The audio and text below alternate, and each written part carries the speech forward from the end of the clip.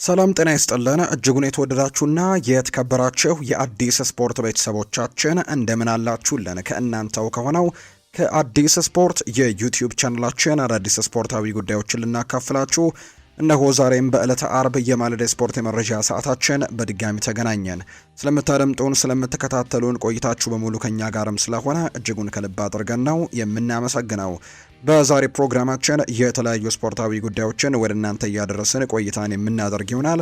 ከነዚህ መካከል ትልልቆቹን የአውሮፓ ክለቦች የተመለከቱ እጅግ በርከት ያሉ ስፖርታዊ ጉዳዮችን ወደ እናንተ እያደረስን ቆይታን እናደርጋለን። ፉአድ ባህሩ ፕሮግራሙን እየመራው ከእናንተ ጋር ቆይታን አደርጋለሁ።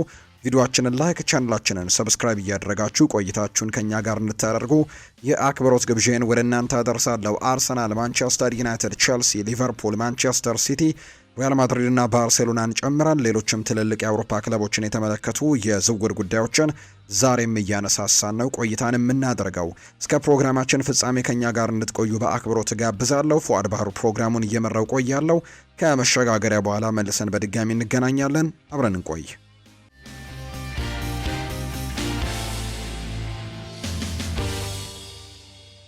የአርሰናል ጉዳዮችን በማስቀደም እንጀምር። አዲሱ ፈራሚ ክሪስቶስ ዞሊስ የአርሰናል ተጫዋቾችንና የኮቺንግ ስታፉን እያስገረመ እንደሚገኝ ነው የመረጃ ምንጩ ይፋ ያደረገው። ሳይመን ኮሊንግስ እንደሚናገረው ከሆነ ክሪስቶስ ዞሊስ በፕሪሲዝን ካምፕ ውስጥ በአካል ብቃት እንቅስቃሴ ሙከራዎች ውስጥ ምርጡን ውጤት እያስመዘገበ የሚገኝ ተጫዋች እንደሆነና ከሁሉም የቡድን አጋሮቹ አድናቆትም እያገኘ የሚገኝ ተጫዋች እንደሆነ የሚያሳይ መረጃ ነው ይፋ እያደረገ የሚገኘውና ከቤልጂየም ሊግ የመጣው ክሪስቶስ ዞሊስ በጣም እያስደነቃቸው እንደሆነ ነው የመረጃ ምንጩ የተናገረው። እንደ ሳይመን ኮሊንግስ ዘገባ ቤን ዋይት ሲናገር ዞሊስ በጣም ድንቅ ነበር፣ ከኛ ጋር ተቀላቅሎ ሁሉንም ፈተናዎች ወስዶ ውጤቱን ደግሞ በበላይነት ነው ያጠናቀቀው። በጣም በፍጥነት ተላምዷል፣ እናም ደግሞ ከኛ ጋር በመኖሩ በጣም ደስተኛ ነን ሲልም ጭምር ነው ቤን ዋይት ጭምር ምስክርነቱን የሰጠውና በክለቡ ተጫዋቾች ዘንድ እጅግ በጣም አስገራሚ ተጫዋች እንደሆነ እየተመሰከረለት እንደሚገኝ ነው የተገለጸው ክሪስቶስ ዞሊስ። ሌላኛው አርሰናል ብሩኖ ጊማሬሽን ለማስፈረም አሁን ከመቼውም ጊዜ በላይ በጣም የቀረበበት ጊዜ እንደሆነ እየተገለጸ ነው። ምክንያቱም አርሰናሎች 80 ሚሊዮን ፓውንድ የሚጠጋ ክፍያን ለመክፈል መስማማታቸው ነው እየተገለጸ የሚገኘው። ኒውካስል ዩናይትድ ለሚፈልገው ገንዘብም እጅግ በጣም ቅርብ እንደሆነ እየተገለጸ ይገኛል።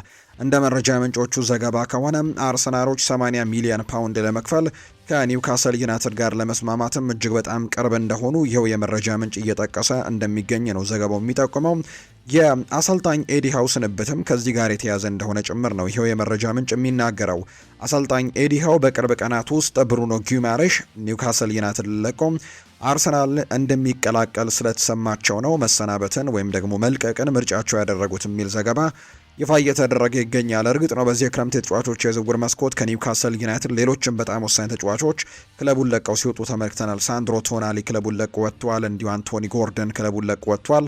ሌላኛው ደግሞ ብሩኖ ጊማሬሽ በቅርብ ቀናትም ይህንን ክለብ ለቆ እንደሚወጣ ስለተነገራቸው ነው ይህንን ስንበት የፈቀዱት የሚል አይነት ሀሳብ እየተነገረ ይገኛልና ብራዚላዊው አማካይ ብሩኖ ጊማሬሽ በአርሰናል እየተፈለገ እንደሚገኝ በተደጋጋሚ ሲነገር ነበር። አርሰናል አሁን ላይ አዲስ የዝውውር ጥያቄም ለኒውካስል ዩናይትድ ለማቅረብም ዝግጁ ነው፣ መስማማቱም እየተነገረ ነው። ብሩኖ ጊማሬሽ አርሰናልን መቀላቀል እንደሚፈልግ ያሳወቀ ሲሆን የግል ጉዳዮች ደግሞ ምንም አይነት እንቅፋት ይሆናሉ ተብሎ አይጠበቅም።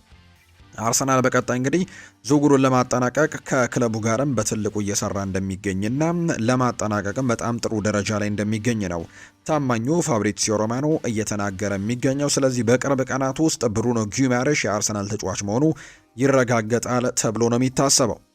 አርሰናሎች ቪኒሲዮስ ጁኒየርን መፈለጋቸው የደረሱበትን ትልቅ ደረጃ ያሳያል ብሏል ፖል ሜርሰን ነው ይህንን ሀሳብ የሰጠው። ከዚህ በፊት ሌሎችም የቀድሞ ተንታኞች እንዲሁ አርሰናል ከቪኒሲዮስ ጁኒየርን ለማስፈረም በሚሞክርበት መንገድ ላይ መገኘቱ በትልቁ ይሄ ቡድን አሁን ስለመሻሻሉና ስለ ትልቅ ደረጃ እየደረሰ መሆኑን የሚያሳይ ምልክት ነው ሲሉ ጭምር ተናግረው ነበር። ፖል ሜርሰንም አርሰናል ቪኒን መፈለጉ ያ ደረጃ ላይ እንደደረሰ የሚያሳይ ነው ሲል ነው የሚናገረው። የቀድሞ ተጫዋች የሆነ ፖል ሜርሰን አርሰናል ቪኒሲዮስን መፈለጉ እንዳስደነቀው ይናገራል።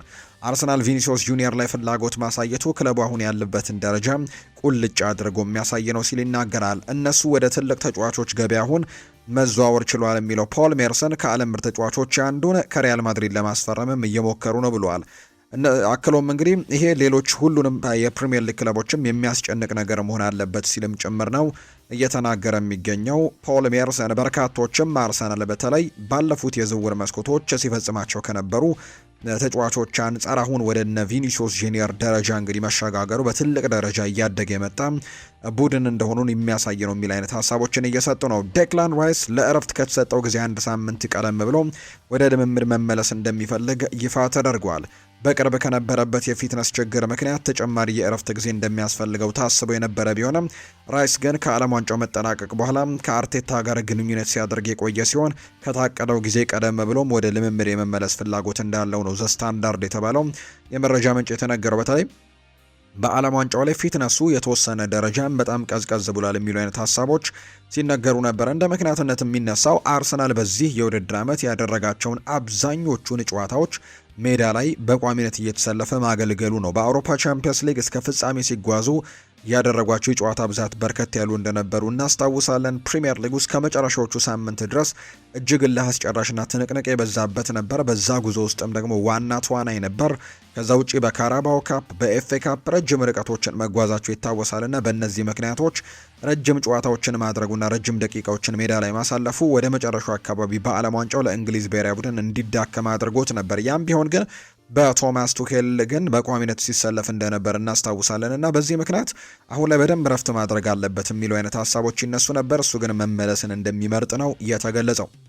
እንደ ጋዜጠኛ ማቴዎ ሞሬቶ ዘገባ ከሆነ ኤሲ ሚላኖች ከአርሰናል ጋር በአንድ ተጫዋች ላይ ንግግሮችን እያደረጉ ነው።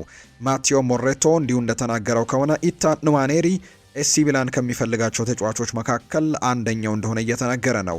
በሁለቱ ክለቦች መካከልም ንግግሮች እየተደረጉ ነው። በተጨማሪም የፕሪሚየር ሊግ ክለቦች ፉልሃምና ኤቨርተንም እንዲሁ የጀርመኑ ክለብ አርቢ ሊያፕዚሽም ለ18 ዓመቱ ኢታን ንዋኔሪ ፍላጎት ያላቸው ክለቦች እንደሆኑ እየተገለጸ ነው። አርሰናል ግን ተጫዋቹን በቋሚ ዝውውር እንዲለቅ ዝግጁ ቢሆንም ወደፊት ግን መልሶ የማስፈረም ወይም ደግሞ ይሄ ባይባክ የምንለው ወይም ደግሞ መልሶ የመግዛት አማራጭን በውሉ ላይ ማካተትን ይፈልጋሉ ተብሎ ይታሰባል። ልክ ሪያል ማድሪዶች እንደዚህ አይነት ነገሮችን በማድረግ በደንብ የሚታወቁ ናቸው። ለምሳሌ ያክል ኒኮ ፓዝን የምታስታውሱ ከሆነ ይህን ተጫዋች ለኮሞ በመጀመሪያ በሚሸጡበት ጊዜ መልሶ የመግዛት አማራጭ ነበራቸው። ሊያውም በጣም በጥቂት በሚባል ዋጋ በ9 ሚሊዮን ዩሮ ይህንን ተጫዋች መልሶ የመግዛት መብቱ ነበራቸውና በዚህ የክረምት ተጫዋቾች የዝውውር መስኮትም በ9 ሚሊዮን ዩሮ ተጫዋቹን መመለሳቸው ወደ ሪያል ማድሪድ ይታወሳል። ከዛ ግን መልሰው ለራሱ ለኮሞ ወደ 60 ሚሊዮን ፓውንድ አካባቢ ለተጫዋቹ እንደጠየቁና እንደሸጡት የምናስታውሰው ነውና በጣም አዋጭ አማራጭ እንደሆነ ይታወቃል። ተጫዋቹ እድገቱን በደንብ የሚያሳይ ከሆነ መልሶ ያመጡትና በድጋሚ መሸጥ የሚችሉበትን አማራጭ ያገኛሉ ማለት ነውና ኢታን ንዋኔሪ ላይም አርሰናሎች ይህንን መንገድ ሊጠቀሙ እንደሚችሉ እየተናገረ ነው። ነገር ግን ኤሲ ሚላን እንዲህ ያለ ውልን ለመቀበል ፍቃደኛ ይሆናል ወይ ገና ግልጽ አይደለም። በአሁኑ ሰዓት ግን በደጋፊዎች ዘንድ ተወዳጅ የሆነው ኢታን ንዋኔሪ ወደ ኤሲ ሚላን ሊያመራ የሚችልበት እድሉ እንዳለ እየተገለጸ ነው። ፒየሮ ሂንካፒየም ለአርሰናል ተቀናቃኞች አንድ መልእክትን አስተላልፈዋል። የፕሪሚየር ሊግ ሻምፒዮኖቹ ዘንድሮም ለሁሉም ዋንጫዎች እንታገላለን ሲል ነው ፒየሮ ሂንካፒየም እየተናገረም የሚገኘው። ያለፈው የሊግ ዋንጫ ስኬት በተጨማሪ ሌሎች ዋንጫዎችን ለማሸነፍም ያላቸውን ቁርጠኝነት ጭምር ነው እየገለጸ የሚገኘው። ከባየር ሌቨርኩዘን በውሰት ከቆየ በኋላ በቋሚነት አርሰናልን የተቀላቀለው የኢኳዶሩ ተከላካይ ባለፈው የውድድር ዘመን በጣም ከባድና ፈታኝ ጊዜያት እንደነበሩ ይናገራል። ሆኖም ግን አሰልጣኝ ሚኬል አርቴታ መመሪያ ለቡድኑ ትልቅ አነሳሽ እንደነበር ጭምር ነው ፒየሮ ሂንካፒየም የሚናገረው። አሰልጣኙ እንድንቀጥል እንድንታገልና ከግባችን በጣም እንደቀረብንም ያለማቋረጥ ይነግረን ነበር። በመጨረሻም ያንን ግብ ማሳካት ችለናል ሲልም ጭምር ነው የተናገረው። የ24 ዓመቱ ፒየሮ ሂንካፒየ በግራ ተከላካይነት ባሳየው ድንቅ አቋምም 2 ጊዜ የወሩ ምርጥ ተጫዋች ሽልማትን ማሸነፉን በመጥቀስ ከአምናው የበለጠም ጠንክረን መስራት አለብን ሲል ነው አጽንኦት ሰጥቶ እየተናገረ የሚገኘው። የቡድኑ ልምድም በዚህ ወቅት ትልቅ አቅም እንደሚያመጣ እንደሚያምን ጭምር ሀሳቡን እየተናገረ ይገኛል። ምንም እንኳን በቻምፒየንስ ሊግ ፍጻሜ ፓሪስ ሳን ዠርሜን ተሸንፈው ዋንጫውን ቢያጡም የፕሪሚየር ሊግ ዋንጫን ግን እንግዲህ የማይታመን ነበር ሲልም ነው የገለጸው። እንዲሁም በዓለም ዋንጫ ወቅትም ያያቸው የአርሰናል ደጋፊዎች ብዛትም እጅግ አስደናቂ እንደነበሩ ይናገራል።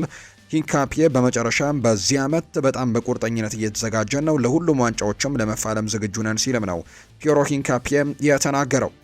የጀርመኑ ክለብ ሃምበርግ በፋቢዮ ቪየራ የውሰት ውል ውስጥ የነበረውን 17 ሚሊዮን ፓውንድ የቋሚ አማራጭን ለመጠቀም እምቢ ማለቱ ነው እየተገለጸ የሚገኘው። በምትኩ ግን ፋቢዮ ቪየራ ከ17 ሚሊዮን ፓውንድ ያነሰው ዋጋ ላይ ለማስፈረም ፍራይበርጎች ለመደራደር ሃምቡርጎች ለመደራደር ዝግጁ እንደሆኑ የሚያሳዩ መረጃዎች ናቸው እየወጡ የሚገኙት። አርሰናል አዲሱን የውድድር ዘመን ሲጀመር እስካሁን ካጋጠመው ትልቁ ፈተና ሊገጥመው እንደሚችል እየተነገረ ነው። ምክንያቱም አንዳንድ ወሳኝ ተጫዋቾቹን ምናልባት በመጀመሪያዎቹ ሳምንታት ላይ ላያገኝ እንደሚችል የሚያሳዩ መረጃዎች እየወጡ ነው። ለምሳሌ ያክል ዊሊያም ሳሊባ በዓለም ዋንጫው ላይ ጉዳት እንደገጠመው እንግዲህ ይታወሳል። በተለይ የጀርባ ጉዳቱ በመባባሱ ምክንያት አሁን ላይ ያልተወሰነ ጊዜም ከሜዳ ውጭ እንደሆነ ይታወቃልና ይህም ወጣቱ ክሪስቲያን ሞስኩዌራ ዋና ምትክ ተከላካይ እንዲሆን ያደርገዋል። ምናልባት አርሰናል በክረምቱ የተጫዋቾች የዝውውር መስኮት ሌላ የተከላካይ ስፍራ ተጫዋች ማስፈረም የማይችል ከሆነ እንግዲህ ይህንን ተከላካይ ነው ክሪስቲያን ሞስኩዌራ ነው ለዊሊያም ሳሊባ ተተኪ ያደርጉታል ተብሎ የሚታሰበው። ጋብሪኤል ማጋለሽ በተደጋጋሚ የሚያጋጥመው የቀኝ ጉልበት ጉዳትም እንዲሁ ምክንያትም ቢሰቃይም ለቅድመ ውድድሩ ግን እስከ ህመሙ ተመልሷል። እንዲሁም ደግሞ ቤን ዋይትም በግንቦት ወር ካጋጠመው ጉዳት በኋላ ደግሞ በቀስታ ወደ ሙሉ ብቃትም እየተመለሰ ነው የሚገኘው። ጁሪያን ቲምበር ባለፈው ወቅት ብዙ ጨዋታዎችን ካመለጠ በኋላ የብሽሽት የሚባለው ቀዶ ጥገና ማድረጉን እናስታውሳለን። ሪካርዶ ካላፊዮሪ ደግሞ በጤና ችግሮች ምክንያት 13 ጨዋታዎች እንዳመለጡት እናስታውሳለን እና የተከላካይ መስመሩ በተጫዋቾች እጥረት ላይ ስለሆነ አርሰናል ምናልባት ተለዋዋጭ ሊጫወት የሚችል ተከላካይ በዝውውር ገበያው ላይ እየፈለገ እንደሚገኝ ነው የመረጃ ምንጮቹ የሚጠቁሙት። ማለትም ከአንድ ቦታ ውጭ ሌሎች ቦታዎችንም ማገልገል የሚችል አይነት ተጫዋች ላይ ትኩረት ያደርጋሉ ተብሎ ይታሰባል። የአርሰናል ዋነኛ ኢላማ የሚባለው የአስተን ቪላው ኤዝሬል ኮንሳ ነው። ነገር ግን ዋጋው እጅግ በጣም ከፍ ያለ እንደሆነ ይነገራል። ከዛ ውጭ አስተን ቪላ ከተጫዋቹ ጋርም የውል ማራዘሚያ ውይይቶችን እያደረገ እንዳለም ዝግጁ እንደሆነ እየተነገረ ነው። ስለዚህ ለመሸጥ ፍላጎት ይኖረዋል ተብሎ አይጠበቅም። ስለዚህ የእዝሬል ኮንሳን የማግኘት እድላቸው ጠባብ ሊሆን ይችላል። እንዲሁም የኮሞው ጃኮብ ራሞንም በአርሰናል ዘንድ ተወዳጅ ነው። ሆኖም ግን ሪያል ማድሪድ 50 በመቶ የሽያጭ ድርሻ ወይም ሴሎን ክሎዝ ስላለው ዝውውሩን ለማጠናቀቅ ምናልባት የሪያል ማድሪድ እዚህ ዝውውር ውስጥ መኖር በጣም ውስብስብ ያደርገዋል ተብሎ እንደሚጠበቅ ነው የመረጃ ምንጩም ይፋ እያደረገ እንደሚገኝ ዘገባው የጠቆመው። የማንቸስተር ዩናይትድ ጉዳዮችን ደግሞ ወደ እናንተ እናድርስ ውድ ቤተሰቦቻችን።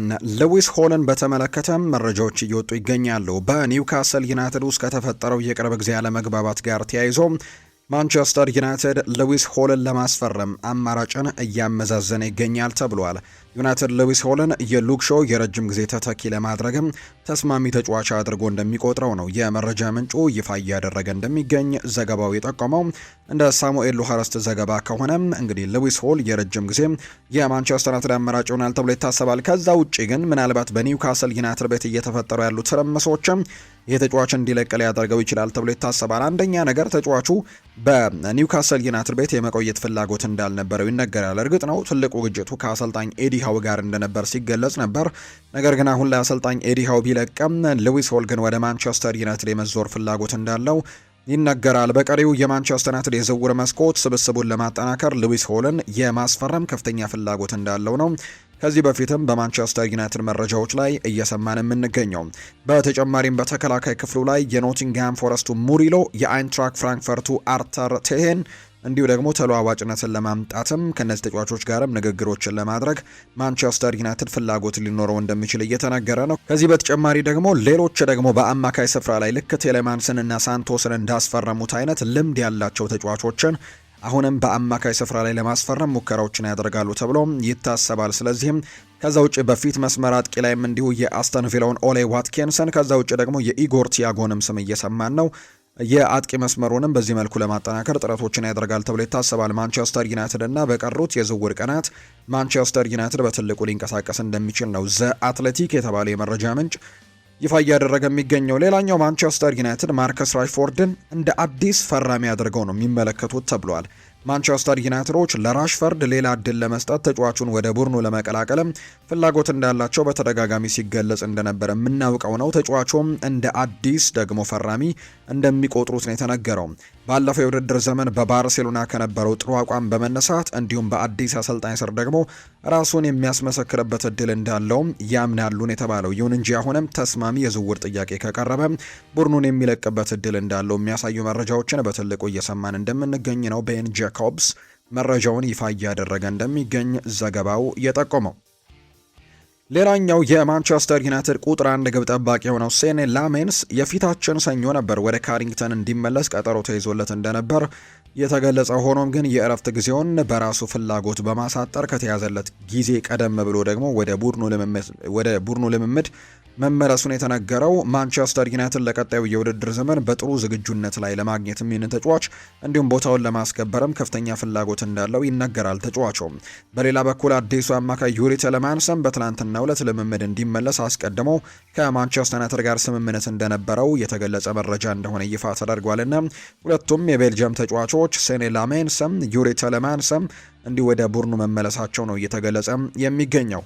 ማንቸስተር ዩናይትድ በዚህ የክረምት የተጫዋቾች የዝውውር መስኮት ምናልባት ሊመለከቷቸው ከሚችሏቸው ተጫዋቾች መካከልና እንዲሁ ደግሞ የማንቸስተር ዩናይትድ አሰልጣኝ የሆነው ማይክል ካሪክ ከሚመለከቷቸው ተጫዋቾች መካከል አንደኛው ፍራንቸስኮ ኮንሴሳው አንደኛው እንደሆነ እየተገለጸ ነው። ይህንን ፖርቱጋላዊ ተጫዋችም ወደ ኦልትራፎርድ ለማምጣት ፍላጎት እንዳላቸው እየተገለጸ ነው። ዩቬንቱስ ምናልባት በተጫዋቹ ዙሪያ ግልጽ አቋም እንዳለው እየተነገረ ነው። ፖርቱጋላዊውን የመስመር ተጫዋች ምናልባት ጥሩ ገንዘብ የሚቀርብላቸው ከሆነ ለመሸጥ ዝግጁ ናቸው ዩቬንቱሶች። ስለዚህም ማይክል ካሪክ የተጫዋቹ አድናቂ ነው ተብሏል። ስለዚህም ዩናይትዶች ምናልባት በቀጣዮቹ የዝውውር ቀናት ኮንሴሳው ላይ እንቅስቃሴዎችን ሊያደርግ እንመለከታለን የሚል መረጃ ነው ቲም ቶክ የተባለ የመረጃ ምንጭ ይፋ ያደረገው። ትናንትና በአጠቃላይ ቤን ጃኮብስ ከዩናይትድ ስታንድ ላይ በነበረው ፕሮግራሙ ላይ ቀርበው በርከት ያሉ የማንቸስተር ዩናይትድ የዝውውር ጉዳዮችን ሰፋ አድርጎ ሲያነሳ ተመልክተናል። አንደኛው የጆሹዋ ዝርክዚን ያነሳበት መልእክት ነው። ዩቬንቱሶች የጆሹዋ ዝርክዚን ሁኔታ እየተከታተሉ ይገኛሉ። በተጨማሪም ፌነርባቼም ጥያቄ ያቀረበ ሲሆን ሮማም የተጫዋቹ ፍላጎት የቆየ ፍላጎት እንዳለው ጭምር ነው የሚነገረው። ስለዚህ ዝርክዚ ሊወስን ይችላል ተብሎ ይጠበቃል። ዩቬንቱስ ግን ምናልባት ራንዳል ኮሎሞአኒን ለማስፈረም ትልቅ እንቅስቃሴዎችን እያደረጉ በመሆናቸው ምክንያት የዚህን ተጫዋች ዝውውር ላይሳካ የሚችልበት እድል እንዳለ ይናገራሉ። ነገር ግን ዩቬንቱስ ብቻ አይደለም በጣሊያን ፈላጊው የጃምፔሮ ጋስፔሬኒው ሮማው እንዲሁ ደግሞ የቱርኩ ክለብ ፌነርባቼ የተጫዋቹ ፈላጊዎች እንደሆኑ እየተገለጸ ነው። ተጫዋቹ ላይ ፍላጎት ያላቸው ቡድኖች ግን እየጨመሩ በመጡበት በዚህ ሰዓት ማንቸስተር ዩናይትድ ትክክለኛውን ዋጋም ካገኙ ጆሹዋ ዝርክዚን ለመሸጥም ፍላጎት እንዳላቸው ጭምር ነው እየተገለጸ የሚገኘው። የዝውውር መስኮቱ ከመዘጋቱ በፊት በዩናይትድ በኩል አንዳንድ እንቅስቃሴዎች ይጠበቃሉ ሲል ይናገራል። እንደ ዝውውር መስኮቱ መዝጊያ ድረስም ተጨማሪ 2 ወይም 3 ተጫዋቾች ወደ ኦልትራፎርድ የማምራት ከፍተኛ እድል እንዳላቸው ነው የተናገረው። ሹዋሜኒ ከሪያል ማድሪድ ጋር አዲስ ውል ለመፈራረም በቃላት ደረጃ የተደረገ ስምምነት እንዳለው ይናገራል። ይህ ስምምነት ባይሳካ እንኳን ለዩናይትድ ወሳኙ ነገር ተጫዋቹ ደሞዝ ሳይሆን ሪያል ማድሪድ የሚጠይቀው የዝውውር ዋጋ እንደሆነ ጭምር ይፋ አድርጓል። ምናልባት ሹዋሜኒ አሁን ከሹዋሜኒ ጋር ያለውን ጉዳይ ለማጥራት ያክል ተጫዋቹ ኮንትራት ለማራዘም በተለይ ከሪያል ማድሪድ ጋር የ3 ዓመት ኮንትራት ለመፈራረም መስማማቱን እናስታውሳለን። ይሄ ስምምነት ግን ወረቀት ላይ እየሰፈረ አይደለም፣ በቃል ደረጃ የተደረሰ ስምምነት እንደነበር ይነገራል። ያን ስምምነት በሚያደርጉበት ሰዓት ሪያል ማድሪዶች በዚያ የክረምት ተጫዋቾች የዝውውር መስኮት ወይም በዚህኛው የክረምት ተጫዋቾች የዝውውር መስኮት የአማካይ ስፍራ ተጫዋች ሌላ እናስፈርማለን ብለው እቅድ አልነበራቸውም። ነገር ግን የሮድሪ በዓለም ዋንጫው ላይ ያሳየው አቋምን ተከትሎ አሁን ላይ ሪያል ማድሪዶች ይህንን አማካይ ለማስፈረም ጥረቶችን ማድረግ እየጀመሩ እንደሆነ ይታወቃል። በዚህ ምክንያት የቹዋሜኒ የኮንትራት ማራዘሙ ጉዳይ አሁን ሆልድ ተደርጓልና ምናልባት ሊሸጥ የሚችልበት እድሉ አለ። ሮድሪ የሚመጣ ከሆነ በኋላ ላይ ከሪያል ማድሪድ ጋር የምናነሳው ቢሆንም ሮድሪ ሲመጣ የግድ አንድ ተጫዋች መልቀቅ ይኖርበታል። ያው ቹዋሜኒ ሆነም ሌሎም ተጫዋቾች የግድ ግን አንድ ተጫዋች መልቀቅ ይኖርበታል። ምክንያቱም ስኳዳቸው ላይ 25 ተጫዋቾች ያሉ አሁን ስለዚህም ደግሞ ሮድሪ ሲመጣ አንድ ተጫዋች ወጥቶለት ነው በሱ ቦታ መግባት የሚችለውና በዛ ምክንያት አንድ የአማካይ ስፍራ ተጫዋች ይለቃል ተብሎ ነው የሚጠበቀውና በዚህ ምክንያት ሹዋሜኒ የመልቀቅ እድል ይኖረዋል ሲል ነው ቤን ጃኮብስም እየተናገረ የሚገኘው። ሹዋሜኒ እንግዲህ የሚለቅ ከሆነ ግን የደሞዙ ጉዳይ ሳይሆን የሚያሳስባቸው ተጫዋቹን የማስፈረሚያ ነገር በጣም ትልቅ ሊሆንባቸው እንደሚችል ነው እየተገለጸ የሚገኘው። የቦርንመዙ አማካይ ታይለር አዳምስም የዝውውር ዋጋው ከዚህ ቀደም ከተገለጸው 35 ሚሊዮን ፓውንድ ከፍ ያለ ሊሆን እንደሚችል እየታመነ እንደሚገኝ የመረጃ ምንጩ ይፋ አድርጓል። ኤዲሃው መልቀቃቸውን ተከትሎ ክለቡ ለአዲስ አሰልጣኝ ማቲያስ ጀሴሌ ድጋፍ ያደርጋል ተብሎ ቢታሰብም አሁንም ከሴንት ጀምስስ ፓርክ በርካታ ተጫዋቾች እንደሚለቁ ይጠበቃልና በዚህ ምክንያት ማንቸስተር ዩናይትድ ሉዊስ ሆልን ሊያገኝ ይችላል የሚል መረጃ ነው። በአጠቃላይ ቤን ጃኮብስ ዩናይትድ ስታንድ ላይ ቀርቦ እነዚህን የዝውውር ጉዳዮች ነው በስፋት ሲያጋራ እንደነበር የተመለከት ነው። ሌላኛው ከማንቸስተር ዩናይትድ ጋር በተያያዘ የሚነሳው የኢጎር ቲያጎ ጉዳይ ነው። ማንቸስተር ዩናይትድ ብራዚላዊውን የፊት መስመር ተጫዋች ኢጎር ቲያጎን ለማስፈረም ፍላጎት እንዳለው በተደጋጋሚ ጊዜም ይገለጻል። ሆኖም ግን በዝውውሩ ዙሪያ እስካሁን ይፋዊ ንግግሮች እንዳልተደረጉ ነው የመረጃ ምንጮቹ የሚጠቆሙት። ማንቸስተር ዩናይትድ በዝውውር መስኮቱ የአጥቂ ስፍራ ተጫዋች ለማስፈረም እየሰሩ እንደሚገኝ ይታወቃል። ኦሌ ዋትኪንስ ባለፉት ቀናት ከዚህ ተጫዋች ጋር ማንቸስተር ዩናይትድ ስሙ ሲነሳ እንደነበር እናስታውሳለን። አሁን ላይ ደግሞ ሌላኛው ተጫዋች ኢጎር ቲያጎ ማንቸስተር ዩናይትድ ስለማስፈረም እያሰበ እንደሚገኝ ነው የመረጃ ምንጩ ይፋ ያደረገው። የቼልሲን ጉዳይ እንንገራቸውም። ቼልሲ የዓለማችን ምርጡ ክለብ ነው ብለዋል። ይህንን የተናገረው ማክሰንስ ላክሮix ነው። ቼልሲ ፈረንሳዊውን ተከላካይ ማክሰንስ ላክሮixን ከክሪስታል ፓላስ በ52 ሚሊዮን ፓውንድ ማስፈረማቸውን ትላንትና ገና ነው ይፋ ያደረጉት። ከዚህ በፊት መፈረሙን ሰምተን ነበር፣ ነገር ግን ይፋ አልተደረገም ነበር በቼልሲ ቤትና አንዳንድ ጥርጣሬዎችም ሲነሱ ነበር። ነገር ግን ትላንትና በይፋ አረጋግጠውታል። በ52 ሚሊዮን ፓውንድ ከክሪስታል ፓላስ ማክሰንስ ላክሮixን ማስፈረማቸውን ይፋ አድርገዋል። ማክሰንስ ላክሮix ከፊርማው በኋላ ለእኔ ምርጥ ዝውውር ነው፣ ምክንያቱም ቼልሲ የዓለማችን ምርጡ ክለብ ነው ሲልም ጭምር ይናገራል። የክለቡ የወደፊት እቅድ አባል በመሆኔ በጣም ኮርቻ ያለው የውድድር ዓመቱን ለመጀመርም በጣም ጓጉቻ ያለው ሲልም ነው ላክሮix የሚናገረው። ለዚህ አርማ ያለኝን ሁሉ ሰጣለሁ፣ ለክለቡ የቻልኩትንም ማድረጋለሁ ሲል ነው ጨምሮ የሚናገረው። ማክሰንስ ላክሮix ባለፈው ዓመት ለክሪስታል ፓላስ 55 ጨዋታዎችን ሲያደርግ 3 ግቦችን አስቆጥሮ 3 አሲስቶችን ማድረጉን ደግሞ የምናስታውሰው ነው። ቼልሲን ለምን እንደተቀላቀለ ሲናገርም ለእኔ በጣም ጥሩ እንቅስቃሴ ይመስለኛል፣ ምክንያቱም በዓለም ላይ ምርጡ ክለብ ነው ይሄ ክለብ። ከማሎ ጉስቶ ጋር ተነጋግሬያለሁ፣ ከትሬቨር ቻሎባህ ጋርም ተነጋግሬያለሁ፣ ከቤኖይ ባዲያሼሊ ጋርም እንደዛው። ስለዚህ ከዚህ ክለብ ሰዎች ጋር ጥሩ ማውራት ችያለሁ፣ ምክንያቱም ብዙ ትልቅ ታሪክ ስላለውና አሁን የእሱ አካል በመሆኔ በጣም ኮርቻለሁ ብለዋል። ከአሰልጣኙ ጋር በስልክ ተነጋገርኩኝ፣ ስለ ታክቲኮች ተነጋገረን፣ ጨዋታውን እንዴት እንደሚያይ ተነጋገረን። በመጀመሪያ ደረጃ ከእሱ ጋር ስለ እግር ኳስ በማውራቴ በጣም ደስተኛ ነበርኩኝ። እናም ለዚህ ክለብ ተመሳሳይ አቅጣጫና ፍላጎት እንዳለንም ተመለከትኩኝ። እንደ ማሎ ጉስቶም ለቼልሲ ከሚጫወቱ የብሔራዊ ቡድን አባላት ጋር ስንነጋገር የሚሄድበት ምርጥ ክለብ እንደሆነ ነገሩኝ። ስለዚህም አስቀድሜ እሺ ለማለት ብዙ ማሰብ አላስፈለገኝም ነበር። ከሰዎች ጋር ከተነጋገርኩ በኋላ ለራሴ ይሄ ለኔ በጣም ጥሩ እርምጃ እንደሆነ ተረድቻለሁ ሲልም ነው ማክሰንስ ላክሮix ስለ ቼልሲ ዝውውሩ ሀሳቡን እየሰጠ የሚገኘው። አሌክስ ስኮት ወደ ቼልሲ የመዞር ፍላጎት እንዳለው ቤን ጃኮብስ ይፋ አድርጓል። ሆኖም ግን እስካሁን ቼልሲ ሁለተኛ የዝውውር ጥያቄ ማቅረቡ አይታወቅም። በተጨማሪም ቦርንመዝ በአቋሙ ጸንቶ ነው የሚገኘው። ተጫዋቹን የመልቀቅ ምንም አይነት ፍላጎት እንደሌላቸው ነው በተደጋጋሚ ጊዜ የሚነገረው። በአሁኑ ጊዜ ግን አሌክስ ስኮት ለሽያጭ ያልቀረበ ተጫዋች እንደሆነ ይፋ ተደርጓል። ያው ቼልሲዎች መጀመሪያ 64 ሚሊዮን ፓውንዶችን ይዘው የቦርንመዝን በር ማንኳኳታቸው ይታወሳል። ቦርንመዞች ግን በዚህ የክረምት ተጫዋቾች የዝውውር መስኮት ይህን ወሳኝ ተጫዋቻቸውን በተለይ በሚቀጥለው የውድድር ዓመት የአውሮፓ ተሳትፎ እያለባቸው ይህንን ተጫዋች ስለመልቀቅ ምንም አይነት ሀሳብ እንደሌላቸው በተደጋጋሚ ሲናገሩ እንደነበር የምናስታውሰው ጉዳይ ነው። አሁንም ቢሆን አሌክስ ስኮትን የመልቀቅ ፍላጎት እንደሌላቸው ይገለጻል። ነገር ግን ቼልሲም ተጫዋቹን ስለማስፈረም በትልቁ እንቅስቃሴዎችን እያደረገ ነው። ይህ ተጫዋች በማንቸስተር ዩናይትድ፣ በአርሰናል፣ በሌሎችም በሊቨርፑል ጨምሮ በሌሎችም የአውሮፓ ታላላቅ ክለቦች የሚፈለግ ነው። ነገር ግን ምርጫው ምናልባት ቼልሲ ሊሆን ይችላል የሚሉ ግምቶች ግን በትልቁ እየተነሱ እንደሚገኝና ቼልሲም የተሻለ እንቅስቃሴዎችን እዚህ ተጫዋች ላይ እያደረገ የሚገኘው ክለብ እንደሆነ የሚያሳዩ መረጃዎችን ነው በተደጋጋሚ እየተመለከትን የምንገኘው። ኮሞና ቼልሲ ለትሬቨር ቻሎባህ ዝውውር በድጋሚ ንግግር ማድረግ መጀመራቸውን ነው አልፍሬዶ ፔዱላ መረጃውን ይፋ ያደረገው። ስፖርት ኢታሊያ ላይ ነው ይህንን መረጃ ይፋ ያደረገው። ኮሞ ከዚህ ተጫዋች ጋር ለመፈራረም በጣም ፍላጎት እንዳላቸው ከዚህ በፊትም በተደጋጋሚ ጊዜ እንቅስቃሴ ሲያደርጉ እንደነበር ጭምር የምናስታውሰው ጉዳይ ነው። ነገር ግን አሁን ላይ የተሻለ እንቅስቃሴዎችን በድጋሚ ለማድረግ እንደመጡ ነው የተገለጸው። ጁድ ቤሊንግሃም በዚህ ክረምት ስለ ጆርዳን ሄንደርሰን አንዳንድ ሀሳቦቹን ሰጥቷል። እሱ በቡድን ውስጥ መካተቱን ሰምተው የሳቁ ሰዎች ስለምን እያወሩ እንደሆነ ምንም የሚያውቁት ነገር አልነበረም ብሏል። በዓለም ዋንጫ ስብስብ ውስጥ በእንግሊዝ ብሔራዊ ቡድን ሲካተት ሁሉም ሰው ይስቃል። የቡድኑ አባላት ግን አንድ እንደሚያደርገን እናውቃለን። የ22 ወይም የ23 ዓመት ወጣት ሆነ ይህ ጉዳይ እኔ ገብቼ ለፈታው ከምችለው በላይ ነው ብለም የምታስበው ችግር ቢፈጠር እሱ ገብቶ ሊፈታልህ ይችላል። በሁለት ተጫዋቾች መካከል አለመግባባት ቢፈጠር እሱ ሄዶ ነገሮችን ያስተካክላል፣ ያስታርቃቸዋል። ቡድኑን በመደገፍ ረገድ ምንም አይነት ኩራት ወይም ኢጎ የለውም። እኛ ኳሶችን ማግባት እንድንለማመድ ሜዳ ላይ ወይም ደግሞ የልምምድ ሜዳ ላይ ኳሶችን እያመቻቸ ያቀብለን ነበር። ይሄ ምን ማለት ነው? ይህንን ማድረግ እኮ አይጠበቅበትም። የቻምፒየንስ ሊግ እና የፕሪሚየር ሊግ አሸናፊ አምበል እንደነበር ጭምር መርሳት የለብንም ሲልም ጭምር ይናገራል።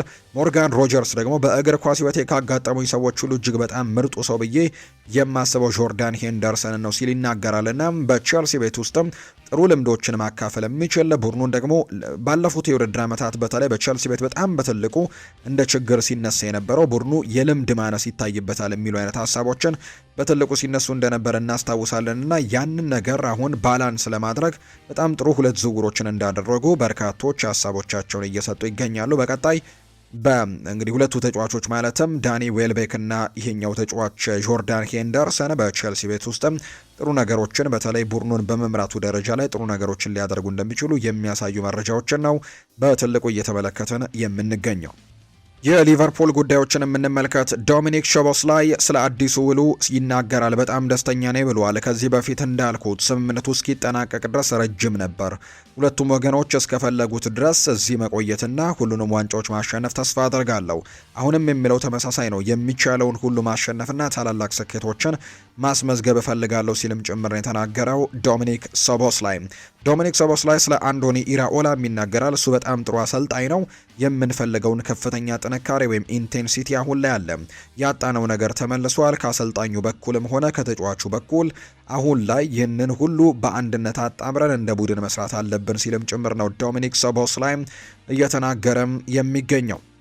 አንዶኒ ኢራኦላ ስለ ጆ ጎሜዝ ይናገራል። ጆ ጎሜዝ ለተወሰኑ ሳምንታት ከሜዳ ውጭ ይርቃል ሲል ነው አንዶኒ ኢራኦላ የተናገረው። በስፋትም በዚህ ጉዳይ ላይ ሲያብራራ አሰልጣኝ አንዶኒ ኢራኦላ ሊጉ ሲጀምር አይኖርም ነው ያለው። የሊቨርፑሉ ተከላካይ ስፍራ ተጫዋች የሆነው ጆ ጎሜዝ ከቀናት በፊት ጉዳት አጋጥሞት ነበር።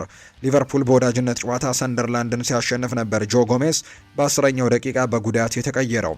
አሰልጣኝ አንዶኒ ኢራኦላም ስለ ጆ ጎሜዝ ሲናገሩ ለበርካታ ሳምንታት ከሜዳ ይርቃል ሲሉ ነው ያሳወቁት። አክለውም ጎሜዝ ፕሪሚየር ሊጉ ሲጀመር ወደ ሜዳ አይመለስም፣ ከዛ በኋላ ግን ብዙ አይቆይም ሲሉ ጭምር ነው የተናገሩት። ሊቨርፑል የመጀመሪያ ፕሪሚየር ሊግ ጨዋታውን ከኒውካስል ዩናይትድ ጋር እንደሚያደርግ የሚታወቅ ጉዳይ ነውና በዛ ጨዋታ ላይ ይህ ተጫዋችን እንደማያገኙት ነው አሰልጣኙ ያረጋገጡት። አሰልጣኝ አንዶኒ ኢራኦላ ስለ ፍሎሪያን ቬርትዝም ይናገራሉ። እርግጥ ነው እንደ ሌሎች ተጫዋቾች ሁሉ ግልጽ ነው፣ ነገር ግን በተለይ ከሱ የምንፈልገው የፍሎሪያን ቬርትዝን ምርጡን ብቃት ነው። ለቡድኑ ምን ማበርከት እንደሚችል፣ ምን መስጠት እንደሚችል ጠንቅቀን እናውቃለን። እሱም ደግሞ ከአጨዋወት ዘይቤያችን ጋር በጣም የሚስማማ አይነት ተጫዋች አድርገን እንቆጥረዋለን ሲልም ነው አንዶኒ ኢራኦላ የተናገረው። ስለ አሌክዛንደር ኢሳክም እንዲሁ ይናገራል። አሌክዛንደር ኢሳክ በጣም አስደሳች ተጫዋች ነው። ወደኛ የመጣውም ደግሞ በጥሩ ሁኔታ ነው። ጥሩ የዓለም ዋንጫን አሳልፏል። አሁንም በጥሩ አቋም ላይ እንደሚገኝ ያውቃለሁ። ከቡድኑ ጋር የመጀመሪያ ልምምዱን አድርጓል። እዚህ ገና የመጀመሪያ ልምምዱ ነው።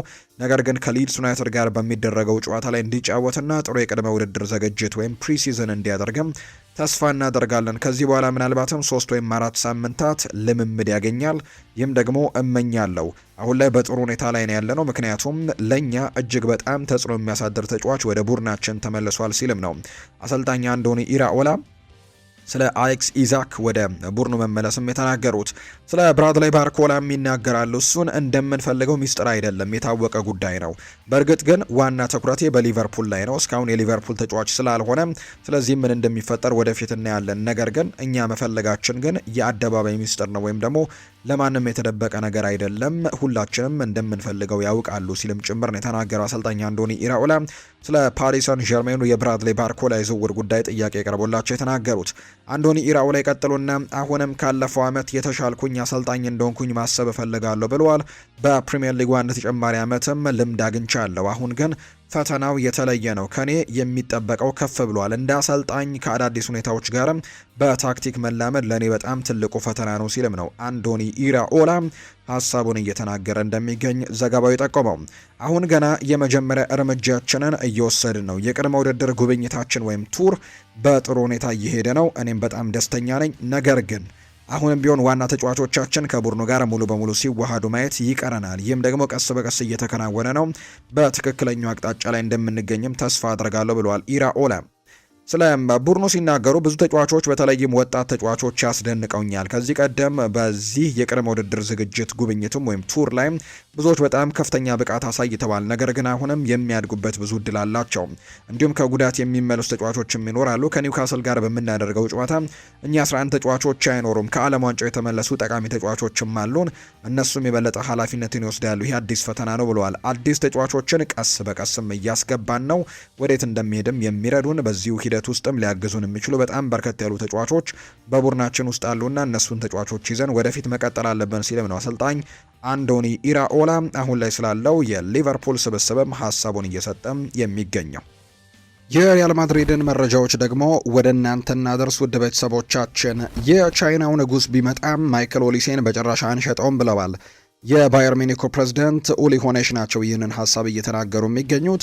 የባየር ሚኒኩ ፕሬዝዳንት ኡሊ ሆኔሽ ሲናገሩ ሪያል ማድሪድ ኦሊሴን መፈለጉ በጣም አስቆኛል ሲሉ ጭምር ነው የተናገሩት። ሪያል ማድሪድ ኦሊሴን መፈለጉ አስቂ ነው ያሉት ፕሬዝዳንቱ 3 ዓመት ውላለው የማይሆን ነገር ነው ሲሉ ጭምር ይናገራሉ። አክለው የቻይናው ንጉስ እንኳን ቢመጣም አሁንም ቢሆን በኦሊሴ ጉዳይ ላይ ለድርድር አንቀመጥም ሲሉ ጭምር ይናገራሉ። ይህ እንግዲህ ለዲያዝም ይሰራል፣ የዓለም ምርጥ የፊት መስመር ጥምረትን ይዘናል፣ አንዳቸውንም አንሸጣቸውም ሲሉ ነው ፕሬዝዳንቱ የተናገሩት። በተለይ ባለፉት የዝውውር ቀናት ላይ የእነዚህን ሁለት ተጫዋቾች ለማስፈረም በተለይ ዲያዝን ለማስፈረም የሳዑዲ አረቢያው ክለብ አልሂላል፣ ከዛ ውጭ ደግሞ ማይክል ኦሊሴን ለማስፈረም የስፔኑ ኃያል ክለብ ሪያል ማድሪድ ተጫዋቹን ለማስፈረም ፍላጎት እንዳላቸው በተደጋጋሚ ሲገለጽ እንደነበር ይታወሳል። ነገር ግን ባየር ሚኒኮች በዚህ የክረምት ተጫዋቾች የዝውውር መስኮት 3ቱን የፊት መስመር ጥምረቶቻቸውን በጭራሽ የመንከት ፍላጎት የላቸውም። እንግዲህ ሃሪ ኬንንም ቢሆን ከዛ ውጭ ደግሞ ማይክል ኦሊሴና ሉዊስ ዲያዝም ለዚህ ክለብ በጣም ወሳኞቹና በሚቀጥለው የውድድር ዓመት የአውሮፓ ቻምፒየንስ ሊግን ምናልባት ለማሸነፍ ትልቅ እቅድ የያዘው ቡድን እንደመሆኑ መጠን እነዚህን ተጫዋቾች ማስቀጠልና እነዚህ ተጫዋቾችን ለማሻሻል እንደውም ጥረት ለማድረግ እንደሚሞክሩ ጭምር ነው እየተናገሩ የሚገኙት። ኡሊ ሆኔሽም በጣም አስጊኝ ጥያቄ ሲሉ ጭምር ነው የሪያል ማድሪድን የማይክል ኦሊሴን ፍላጎት በተመለከተ ሀሳባቸውን እየሰጡ የሚገኙት። ሪያል ማድሪድ አጥቂ አስፈርሟል። ሪያል ማድሪዶች የሌቫንቴውን የፊት መስመር አጥቂ የሆነውን ካርሎስ ኤስፒን ማስፈረማቸውን ነው ይፋ ያደረጉት። የ21 ዓመቱ አጥቂም ካርሎስ ኤስፒም ለሪያል ማድሪድ የ5 ዓመታት ኮንትራትን የፈረመው ሎስ ብላንኮቹ የተጫዋቹን የውል ማፍረሻ 25 ሚሊዮን ዩሮ በመክፈል ነው ለማስፈረም የተስማሙት። ሪያል ማድሪድ ፉላምን መቀላቀሉን ተከትሎ ጎንዛሎ ጋርሲያ ለሱ ምትክ እንደሆነም ጭምር በይፋ ተናግረዋል። ለስፔን ወጣት ቡድን የሚጫወተው ኤስፒም ባለፈው የውድድር ዘመን በ25 ጨዋታዎችም 11 የላሊጋ ጎሎችን ማስቆጠር መቻሉ ይታወሳል። ከዛ ውጭ ግን ከሪያል ማድሪድ እንግዲህ ታዳጊው ተጫዋች የሆነው ጎንዛሎ ጋርሲያ ክለቡን መልቀቁ ነው እየተገለጸ የሚገኘው። በተለይ ተጫዋች ባለፈው የክረምት ላይ በተደረገው የዓለም ክለቦች ዋንጫ ነበር በርካቶችን ያስደመመም አቋምን ማሳየት የቻለው።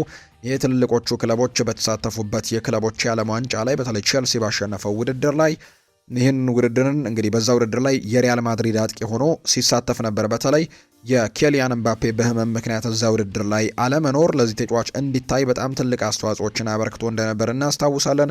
የውድድሩ ከፍተኛ ግብ አስቆጣሪ ሆኖ ጭምር ነበር ያጠናቀቀው። በዛ ምክንያትም ኤንድሪክን በውሰት ልከው ጎንዛሎ ጋርሲያን በክለቡ ማቆየት ምርጫቸው አድርገው ነበር የሪያል ማድሪድ አሰልጣኞችና ሪያል ማድሪዶች። በዚህ የውድድር ዓመት ግን የመሰለፍ እድሎችን ብዙም ማግኘት አልቻለም። በሚገባባቸው ጨዋታዎች ላይ ግን በጣም ጥሩ እንቅስቃሴዎችን እንዲጎሎችን ጭምር እያስቆጠረ የሚወጣ አይነት ተጫዋች ነበር።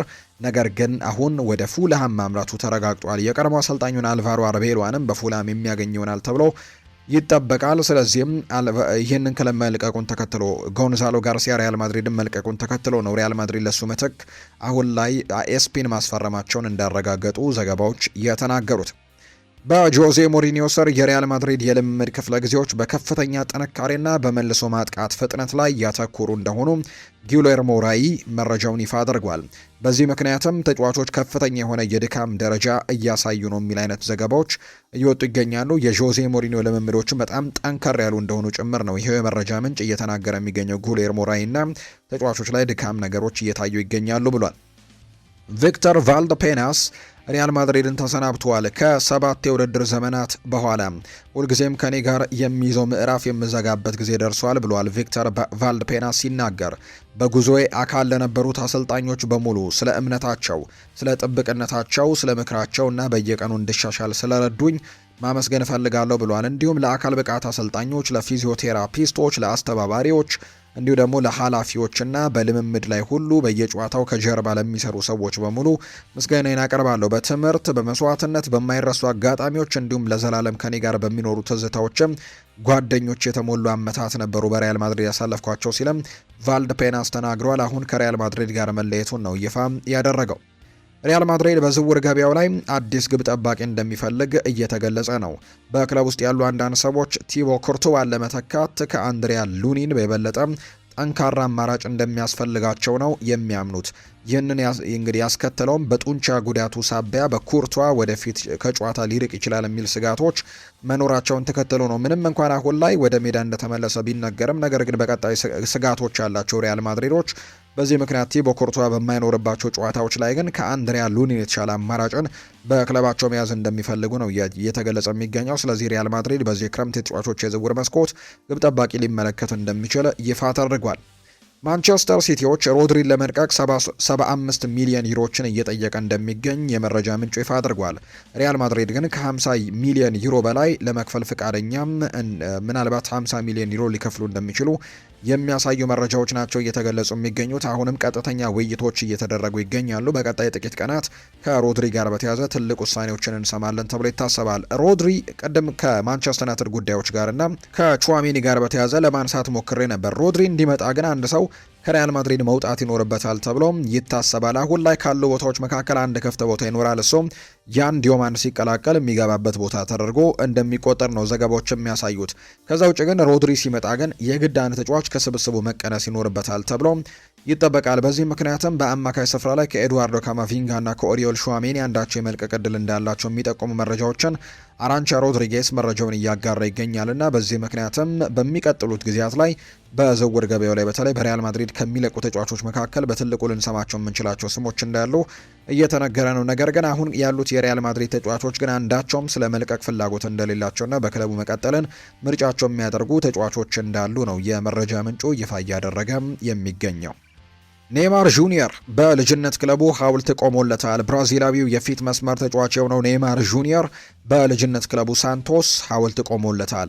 ኔይማር በማህበራዊ ትስስር ገጹ በክለቡ ሳንቶስ ለተሰጠው ክብርም ምስጋናውን አቅርቧል። አክሎም በክለቡ የተሰጠውን ክብር ያልጠበቅኩት ነው ሲል የገለጸ ሲሆን የሳንቶስ ታሪክ አካል በመሆኔ ለእኔ በጣም ትልቅ ክብር ነው ሲል ጭምር ይናገራል። ሐውልቱ በክለቡ የስኬት ሙዚየም ውስጥም መቀመጡ ጭምር ነው እየተነገረ የሚገኘውና እንግዲህ ኔይማር ጁኒየር በሳንቶስ ክለብ ውስጥ ሐውልት እንደቆመለት ይፋ ተደርጓል።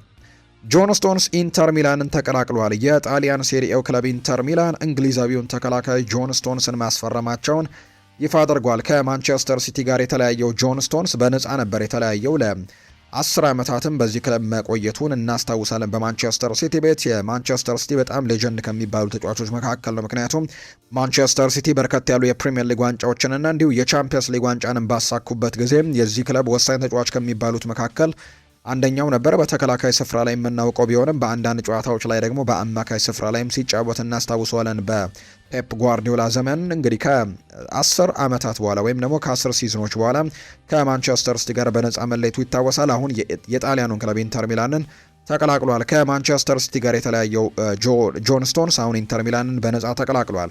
ጆን ስቶንስ በክለቡ የ2 ዓመታት ኮንትራት ሲፈርም በአመት 4 ሚሊዮን ዩሮም እንደሚከፈለውን የተነገረው። በኢንተር ሚላን በመገኘቴ በጣም ደስተኛ ነኝ፣ በቅርቡ እንገናኛለን ሲልም ነው ጆን ስቶንስ ሀሳቡን እየሰጠ እንደሚገኝ የመረጃ ምንጩም ይፋ ያደረገው። ባየር ሚኒክ በበርካታ የግብ ልዩነት አሸንፏል። ትላንትና ከተደረጉ ጨዋታዎች መካከል የጀርመኑ ክለብ ባየር ሚኒክ የወዳጅነት ጨዋታውን በሰፊ የጎል ልዩነት ማሸነፍ መቻሉ ነው ትላንትና የተመለከትነው። ከአማተር ክለብ ሮተች ኤጀር ጋር የተደረገው ጨዋታ እንደነበር ተመልክተናል። ባየር ሚኒክ 15-0 በሆነ ውጤት ነው ማሸነፍ የቻለው። በጨዋታው ላይ 4 ተጫዋቾች አሪጆን ኢብራሂሞቪች፣ ቻቬዝ እንዲሁ ደግሞ ካርዶሶ እና ሴብ የሚባሉ ተጫዋቾች 2 ግቦችን ማስቆጠር የቻሉ ናቸው። ቀሪዎቹን ግቦች ዮሹዋ ኪሚች፣ ፓቪች፣ ፓሊኒሃም እንጃይ ከዛ ውጭ ደግሞ አሶሞ እና ኑራች እንዲሁ ፓቭሎቪች ግቦቹን ያስቆጠሩ ተጫዋቾች ናቸው። ባየር ሚኒክ ቀጣይ የወዳጅነት ጨዋታውን ከደቡብ ኮሪያው ጄጁ ክለብ ጋርም እንደሚያደርግ ነው ይፋ እየተደረገ እንደሚገኝ የተገለጸው። ትልቅ ዝውውር ለመፈጸም እየሰራን ነው ብለዋል ሮቤርቶ ዲዘርቢ የቶትናሙ አሰልጣኝ ሲናገር። የቶትናሙ አሰልጣኝ ሮቤርቶ ዲዘርቢ ቡድናቸው ትልቅ ዝውውር ለመፈጸም እየሰራ መሆኑን ነው ያረጋገጠው። ቶትናም በዚህ ክረምት የክለቡን የዝውውር ሪከርድ 2 ጊዜ የሰበረ ሲሆን በአጠቃላይ 6 ተጫዋቾችን አስፈርመዋል። አሁን ደግሞ ሌላ ትልቅ ተጫዋች ለማስፈረም እየሰሩ መሆኑን ነው አሰልጣኝ ሮቤርቶ ዲዘርቢ የተናገረው። ቶትናም በአሁኑ ሰዓት የፊት መስመሩን ለማጠናከር እየሰራ እንደሚገኝ ይፋ ተደርጓል።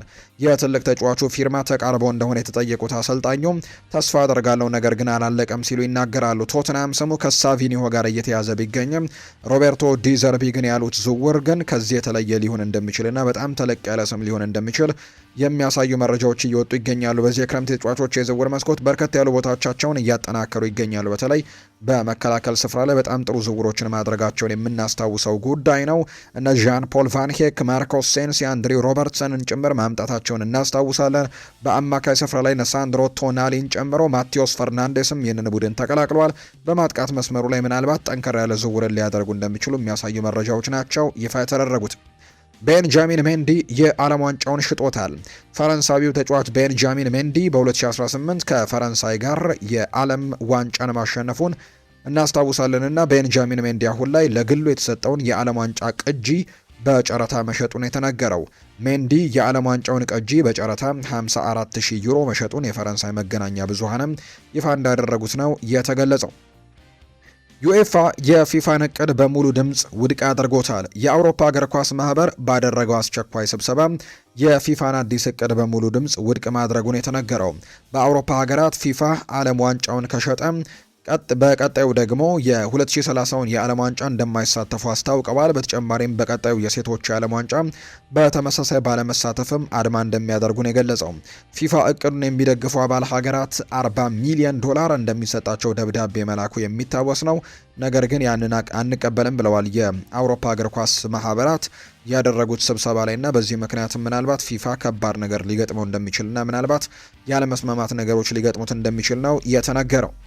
የሰሜን ለንደኑ ክለብ አርሰናል ላለፉት ረጅም ዓመታት የሚታይበትን እንግዲህ ነገር በሜዳም ከሜዳ ውጭም እያጸዳ መጥቷል። አሁን ላይ በተለይ በሜዳ ላይ ክለቡ ከ22 ዓመታት በላይ ለመጠበቅ የተገደደውን የፕሪሚየር ሊግ ዋንጫን ማሳካት የቻለ ሲሆን ከ2006 በኋላ በአውሮፓ ቻምፒየንስ ሊግ የፍጻሜ ተፋላሚ መሆኑን እናስታውሳለን። ምንም እንኳን ዳግም ዋንጫውን እንዳጡት ቢያልፉም፣ ነገር ግን ይሄ ከአርቴታ መምጫ ፊት ወይንም ደግሞ በመጣ የመጀመሪያዎቹ ዓመታቶች ውስጥ እንግዲህ የነበረው ድሪቶ እየጸዳ እንደመጣም በርካቶች የሚያሳዩ ነገሮችን ነው እየተመለከትን የምንገኘው። ቡድኑ በተደጋጋሚ ሲያሳካ የቆየው ዋንጫ ኤፍ ኤ ካፕ መሆኑ አሁን ላይ ደግሞ በቋሚነት የሚያገኙት ዋንጫ ምናልባት ፕሪሚየር ሊግ ሊሆን ይችላል የሚሉ ግምቶች እየተነሱ ነው። ምክንያቱም ራሳቸውን በትልቁ እያጠናከሩ ነው። ባለፈው የውድድር ዓመት ራሳቸውን በጠንካራ መልኩ አሳይተዋል። አርሰናል ባለፉት የዝውውር መስኮቶች ላይ በጣም አነስ ያሉ ዝውውሮችን የሚያደርግ አይነት ቡድን እንደነበር እናስታውሳለን። ለምሳሌ ያክል አርሰናል በ2022 ከሳኦ ፓውሎ የ19 ዓመቱን ተጫዋች ማርኪኒዮስን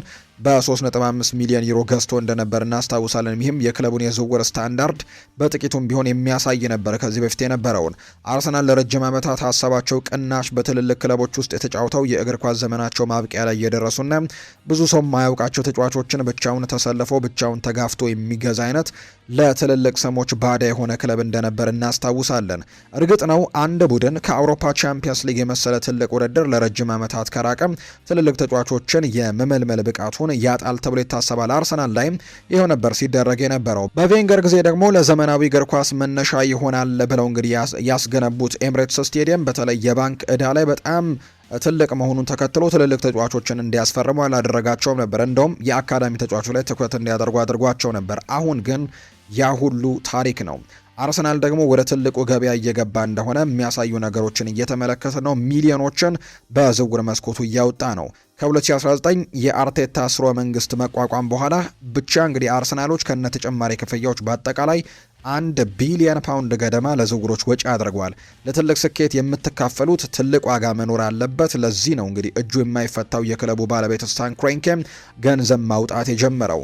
ድሮ ላይ ሞሐመድ ኤልኔኒን፣ ማቴዮ ጉንዶዚን የመሳሰሉ ስሞችን ሲያስፈርም የቆየው አርሰናል በአስገራሚ ለውጥ ለዴክላን ራይስ 105 ሚሊዮን ፓውንድ ከፍሏል። ይህ ደግሞ የእድገቱ ትልቁ ማሳያ ነው። ከሰሞኑ ደግሞ የበለጠ የክለቡን ስም ከፍ እንዲያደርግ የሚያሳየውን የቪኒሲዮስ ጁኒየርን የዝውውር ሩመር እየሰማን እንገኛለን። በዓለም ላይ እንደ ቪኒሲዮስ ጁኒየር አይነት ትልቅ ብራንድ የፈጠሩ ተጫዋቾችን ማስፈረም በጣም ከባድ ነው። አርሰናል ግን ይህንን የማይጋፋ የሚመስል ተራራን በሚሊዮን ፓውንዶች ታግዞ ለመክፋት ቆርጦ ተነስቷል። ቪኒ ጁኒየር አሁንም ኮንትራቱን በማድሪድ ቤት አላደሰም። 11 ወራቶች ብቻ ይቀሩታል። በኮንትራት ውስጥም የሚቀር ሲሆን ብራዚላዊው የሳምባዳንስ ወዳጅም አሁን ላይ ከማድሪድ ጋር ኮንትራቱን ካላራዘመ ከበረሃ መስከረም ጀምሮ ቅድሚያ ስምምነቶች በመመልከት በ2027 ክረምት ላይ በነፃ ወኪልነት ማድሪድን እንዲለቅ የሚያደርገው ውል በወርሃ ጥር ከስምምነት መድረስ የሚያስችለውን ውልም ከሌላ ቡድን ጋር መፈራረም ይችላል። የአውሮፓ ሀያላን ክለቦችም ይህንን በፍጹም አይቀበሉትም። ሪያል ማድሪዶች ወይ ደግሞ አሁን ላይ ኮንትራቱን ያራዝማል ወይ ደግሞ በዚህኛው ክረምት ትርፋቸውን አግኝተው ይሸጡታል። በቪኒና በሪያል ማድሪድ መካከል የ7 ሚሊዮን ዩሮ አካባቢ የደሞዝ ፍላጎት ክፍተት አለ። ማድሪድ ግፋ ቢል 20 ሚሊዮን ዩሮ መክፈል ሲፈልግ ቪኒ ደግሞ እስከ 27 ሚሊዮን ዩሮ አካባቢም ለአመታዊ ደሞዙ ይጠይቃል።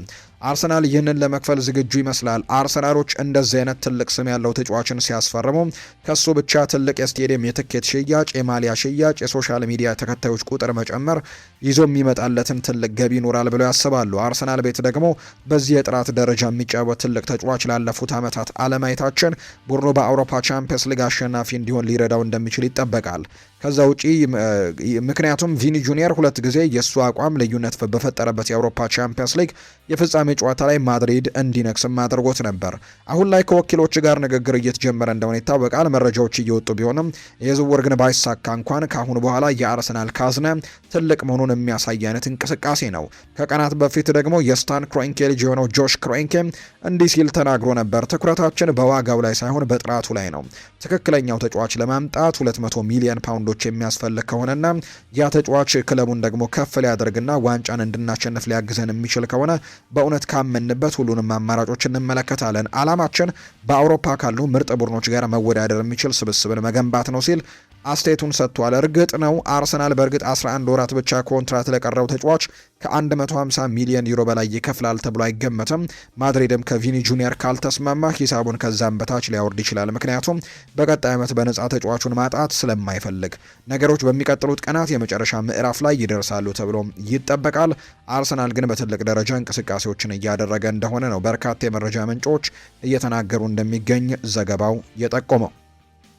የተወደዳችሁና የተከበራችሁ ቤተሰቦቻችን ለዛሬ ያዝንላችሁ አዳዲስ ስፖርታዊ ጉዳዮቻችን እነዚህን ነው የሚመስሉት። ስላደመጣችሁን፣ ስለተከታተላችሁን፣ ቆይታችሁን በሙሉ ከኛ ጋርም ስላደረጋችሁ እጅጉን ከልብ አድርገን እናመሰግናለን። ፉአድ ባህሩ የዛሬውን ፕሮግራም እየመራው ከእናንተ ጋር ቆይታን አድርግ ያለው የተለያዩ ርዕሰ ጉዳዮችን ያካፈልንበት የዛሬ ፕሮግራማችን ይህንን ይመስል ነበር። ቆይታችሁን ከኛ ጋር ስላደረጋችሁ ከልብ አድርጌ እያመሰገንኩኝ በቀጣይ ፕሮግራሞቻችን መልሰን እስክንገናኝ ድረስ መልካም ጊዜ መልካም ደግሞ ቀን እንዲሆንላችሁ ነው በአክብሮት የምመኘው።